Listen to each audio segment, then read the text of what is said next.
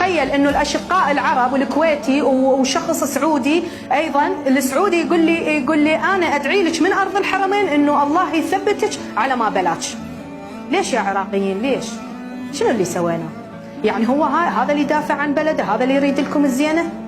يعني انا من كنت اقول لكم اصحى يا مجتمع نايم، ويك اب، اصحوا يا نايمين، العراق قاعد ينباع تفسيخ، وهاي نتاجه. احنا قاعد نحصد، احنا بدينا، احنا الان دوله حبيسه لا تطل على ممر مائي، خلصت فتره الطعن بالمحاكم الدوليه واحنا بعدنا نتناحر ونتقاتل بيناتنا، ولا عندنا ناس يمثلوننا من صدق ويرحون ويجيبون ويرجعون الحقوق، وضاع كل شيء من عندنا، واحنا بعدنا ناس تقاتل ناس على شنو؟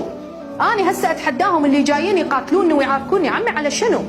على شنو؟ شو مسوي؟ ضد المذهب؟ تعال اثبت لي، شلون أنا ضد المذهب وأنا شيعية أب وأم وشروقية أب وأم؟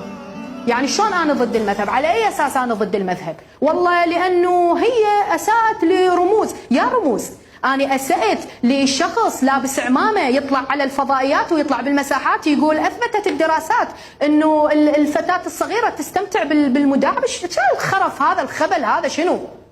يعني بلد عمره 7000 سنة، احنا قبل 7000 سنة مسلة وحمورابي ونبوخذ نصر ودنيا وأمور، خلاصتها هسه خلاصتها هاي الإسلابات وهذا الخبل والتخبط، خلاصتها مجتمع متخبط. لا احنا اخذنا حقوقنا، ولا احنا حافظنا على حقوقنا، ولا احنا حافظنا على كرامتنا. معقوله؟ يعني ما والله مصدومه، يوم بعد يوم قاعد انصدم. ايش قاعد يصير بينا استاذ عدنان؟ ايش قاعد يصير لنا؟